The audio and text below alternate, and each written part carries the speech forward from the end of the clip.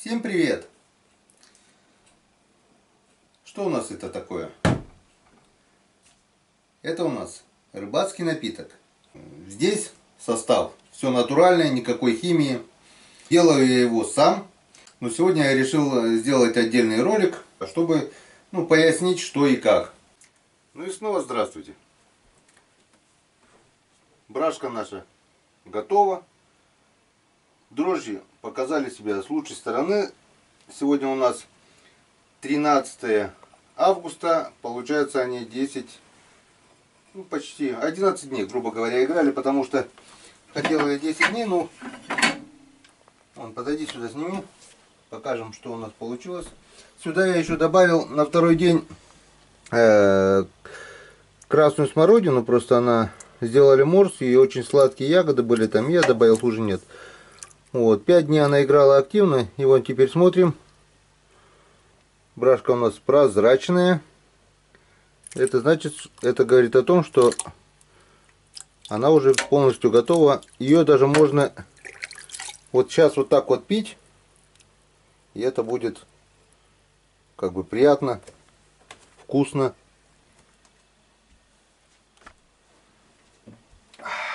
Квас, натуральный квас.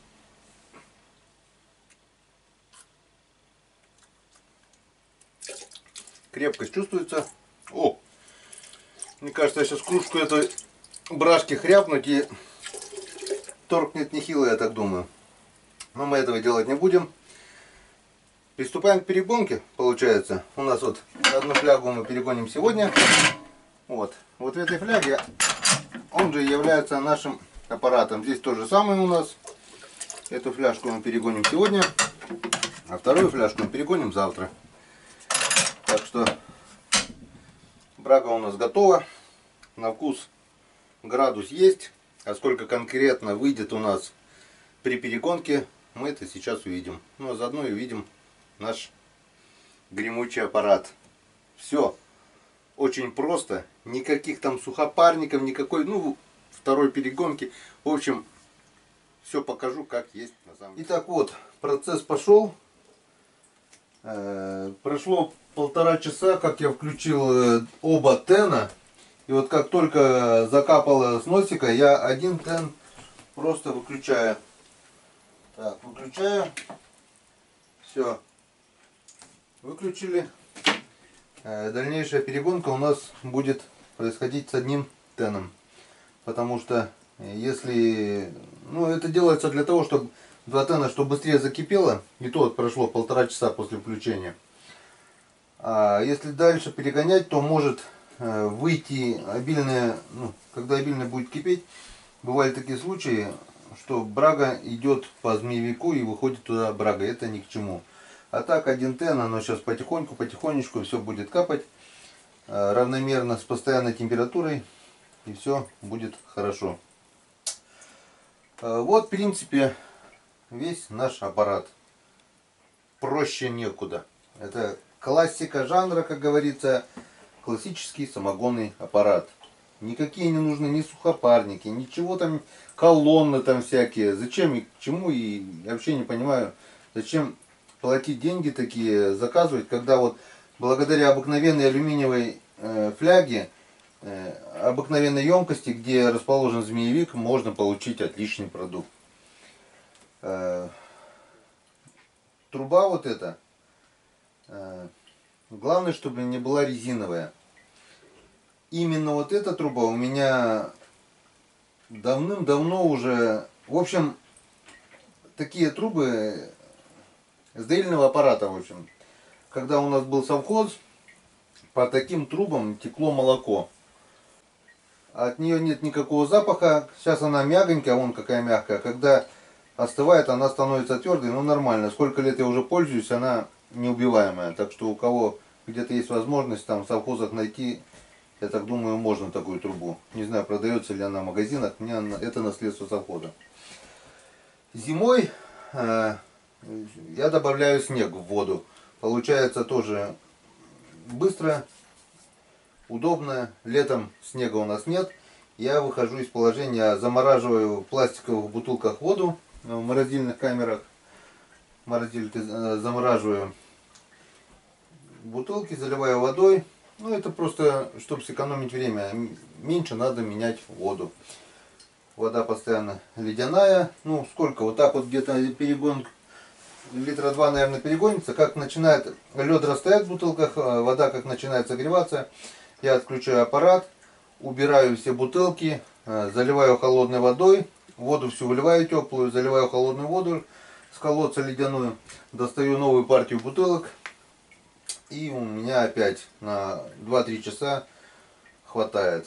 Зимой проще, снега занес, закинул воду, или лед можно, тоже неплохо. Ну вот, в принципе, вкратце весь принцип этого аппарата. В чем проходит, ну, что это такое вот? Обыкновенная воронка, там толстый слой ваты. На вате вот эта черная, это актированный уголь кокосовый. Все, что стекает туда, оно через уголь, через вату, и в банку уже попадает чистый самогон, который опять же потом в дальнейшем я буду очищать. Вон. Я заказал сейчас 3 килограмма. Вот опять же буду очищать кокосовым углем. Что обязательно я вам покажу, как это происходит. На литр самогона столовая ложка. Если сколько выйдет там 5-6 литров, то ну, посмотрим, сколько выйдет, столько и столовых ложек. Напоминаю, что у нас брага на этот раз была сделана из новых дрожжей. Первый раз я с ними пользуюсь, пробую. Дрожжи хмельные, турбо дрожжи. А обычно до этого, в последнее время, уже, наверное, года полтора, я использую вот эти дрожжи спиртовые, дрожжи сушеные, спиртовые. Одной пачки 250 грамм хватает на 2 фляги. У меня это на 57-62 литра браги. Это надо каждую пачку на флягу. 2 пачки тоже 200 грамм получается. Ну все, процесс пошел. После... как я узнаю, что когда выключать аппарат, я просто беру и кусок туалетной бумаги, ну когда уже определенное количество будет, я проверяю. Намочил туалетную бумагу, поджигаешь, горит, пусть капает. Как только она перестала гореть, выключаю сразу же. Никогда не гоню до последнего, потому что в последних каплях, получается, самогона есть эти сивушные масла. Это запах, который не нужен. Все такое, а градуса от него нету. Это, как говорится, хвосты там отрубают или еще, я не знаю. Я просто проверяю. Гореть перестало, убираю. Я уже теперь даже не меряю. Я знаю, что у меня где-то получается около 55 градусов спиртного. Все. Время у нас 3:30.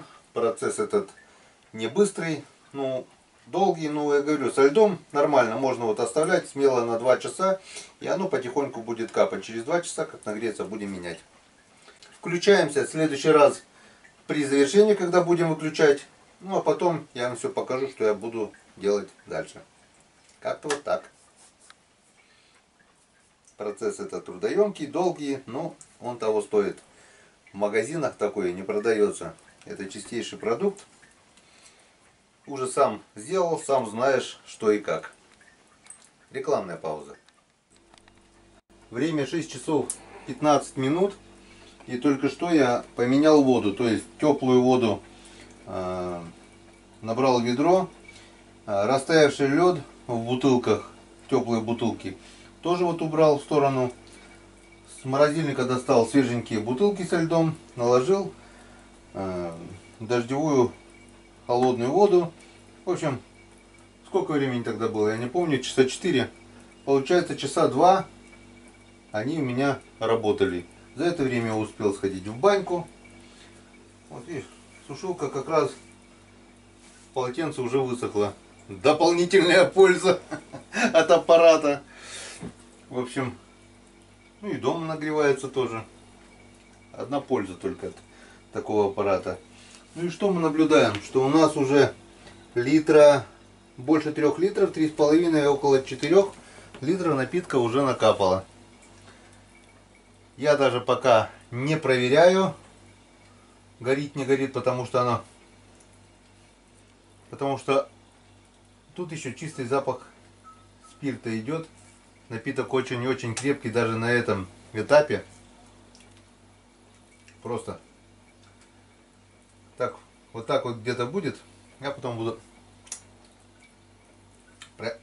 проверять, горит это, не горит. Треснута губа у меня даже обожгло ее. Градусов на вкус, градусов 50 еще тут капает. Может больше даже, не знаю. Ну посмотрим, не будем ничего говорить. Как перестанет гореть со змеевика, мы посмотрим, сколько у нас накапает. Так что у нас вторая закладка пошла. Лед вот трескается в бутылках. Работай. Работай, аппарат, работай. Рыбацкий напиток, он всегда напиток. Везде пригодится. И на рыбалках, скоро пойдут охоты. И на охотах. Главное знать меру. На часах 9 часов вечера. И как мы видим, нашего напитка накапало уже около 7-7,5 литров. Как я проверяю крепость напитка? То есть останавливать перегонку, не останавливать. Короче, вот так вот. Под змеевиком кусок туалетной бумаги. И просто вот так вот раз. Опа, горит. Пока еще горит. Пока горит, пусть работает. У нас нагрелась вода, растаял лед в бутылках. Сейчас выключаю аппарат. Опять все меняем. И продолжаем перегонку. Как только перестанет гореть из-под змеевика, все, выключаем. 55 градусов обеспечено. 10 минут 11. У нас прошел еще 1 час.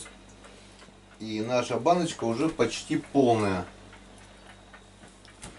Лед в бутылках еще есть. Литров 9 точно есть. Где-то 9,5, наверное, литров. Ну что, проверяем. Так. Намочили. Смотрим.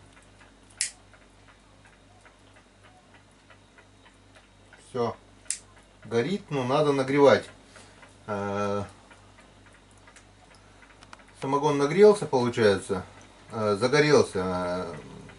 Но тут уже градусов мало. Так что дальше перегонять мы его не будем. Тут, я не знаю, сколько тут, градусов 20 выходит. Ну, в принципе, можно, знаете, что сделать? Поставить отдельную банку, так как там есть градус, скажем, пол-литра там или 0,7 где-то, пусть покапает еще остаточный градус. Но это только не сюда. Это при следующей перегонке просто можно будет добавить в брагу. И оно как бы свой градус еще вернет немножко. Но это все. Вот это уже готовый продукт. Мы его сейчас убираем. Я сюда поставлю, потому что лед еще есть. И пусть полчасика еще где-то покапает. Баночка лишней не будет. Потом я ее перелью в брагу. А сюда я сейчас эту банку беру и покажу вам, как действует кокосовый активированный уголь. 10 литров, сюда 10 столовых ложек по норме. Он, в принципе, и так уже чистый. Он прошел через вот эту угольную очистку, через вату прошел. В принципе, его уже можно ставить настаивать. Ну, мы еще вторую прочистку сделаем углем. И вообще никакого запаха не будет. Лучше водки, это точно. Так, ну что, приступаем к очистке. Так. Баночку мы убрали оттуда. Пусть где-то литр еще покапает. Ну, лед вот сейчас есть пока. А нашу баночку мы сейчас, в принципе, можно уже не чистить его. Никакого сивушного запаха там уже нет. Никакого запаха самогона. Только, опа, аккуратней. Ну, хуже не будет, как говорится. Уголь кокосовый. Я выбирал из 3 углей. Вот этот мне понравился больше всего. Смотрите, какая сейчас произойдет реакция. О, раз. 2. 3. О, наш кипит все. 4. 5. 6. 7. 8. 9. И 10. Вон, все по инструкции. На каждый литр напитка столовая ложка кокосового угля. Вон какая реакция пошла. Все бурлит, кипит. Другие, есть другие, там бау такой-то, бау такой-то. Они вот так вот не кипят. Это действительно активированный кокосовый уголь. Он стоит немного подороже, но он того стоит. Сейчас вот когда это весь процесс пройдет, процесс очистки, когда этот уголь впитает в себя остаточные там какие-то доли сивушных масел, там еще чего-то, после этого мы еще раз процедим через вату, и уж только после этого мы поставим настаивать на сушеной черемухе. Черемухи в этом году было много, но птицы такие с хохолками, я не знаю, что за птицы такие, они как просто саранча налетают, час-два, и ни одной ягоды на черемухе нет. Во дворе они почикали почти всю черемуху. Не знаю, поищу, конечно, на лугах. Вот, ну что, пусть это постоит теперь до завтра. И завтра сделаем короткое включение. А потом немножко терпения, чтобы это все настоялось. Ну, недельки 2-3. Ролик получится у нас не такой длинный, но от 2 августа, с того момента, как мы поставили брашку, до конечного результата специально выдержу все время, чтобы показать вам, как долго идет вот этот процесс изготовления рыбацкого напитка. Ну, а потом мы обязательно попробуем его. Ну вот и заключительный этап, завершающий, так сказать, наш очищенный самогон мы процедили вот с помощью такой вот воронки, с помощью вот обычной ваты.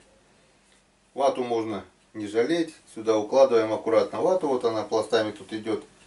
Сам момент не стали снимать уже, накладываем вату и кокосовый отработанный уголь. Все остается на вате, ну а чистый прочищенный самогон у нас стекает в банку. Итак, вот что мы имеем.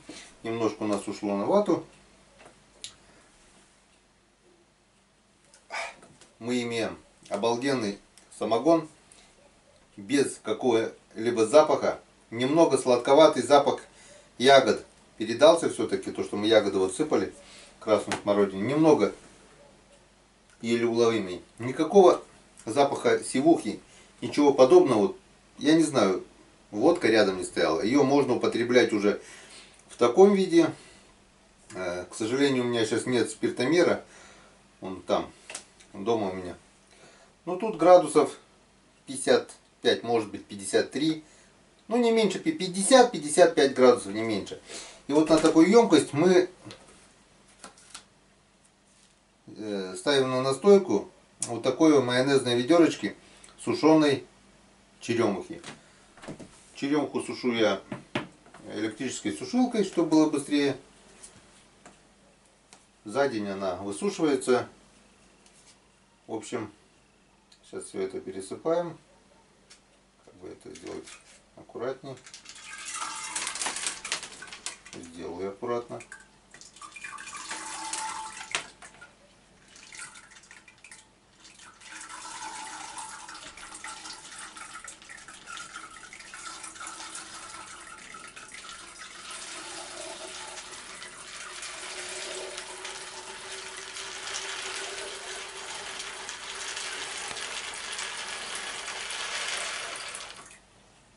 Ну вот и все. Дело сделано.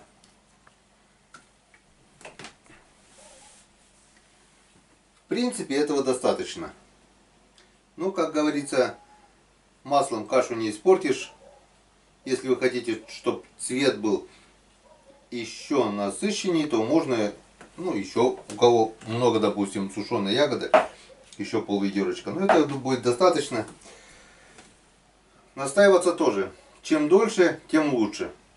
Но я так думаю, через пару недель цвет напитка будет уже насыщенный, аромат уже будет. Через пару недель можно будет уже снимать пробу. А так, он у меня бывает стоит и 2 недели, и 3, и месяц, и 2 месяца стоит.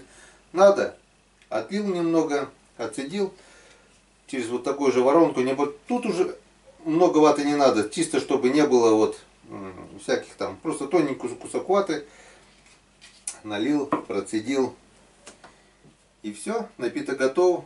Он будет у нас красивого цвета, ароматного запаха, без всяких посторонних примесей. Это не магазинская водка, это рыбацкий напиток. Его стоит раз попробовать, и магазинскую водку вы уже не будете покупать. Что я вам хочу сказать в заключение. Многие сейчас пользуются всякими там колоннами, сухопарниками, тудым-сюдым. Прочистка такая, двойная перегонка. Мой метод самый простейший. Вы сами видели. Обыкновенная алюминиевая фляга. Обыкновенный медный змеевик. И трубка из-под доильного аппарата. Все. Ничего сложного. Самый простейший. Чем проще аппарат, тем качественный напиток. Почему от водки болеют? Да потому что там ее только там этой, я слово даже не подворачивается, как сказать, через кучу переработок, через все, и все, это получается уже химический продукт. А тут все натуральное. Не знаю. Если кто употребляет рыбацкий напиток, то делайте его сами. Как-то вот так. Знайте меру, повторюсь еще раз. И до встречи на рыбалке, до встречи на охоте. Пейте качественное. До свидания.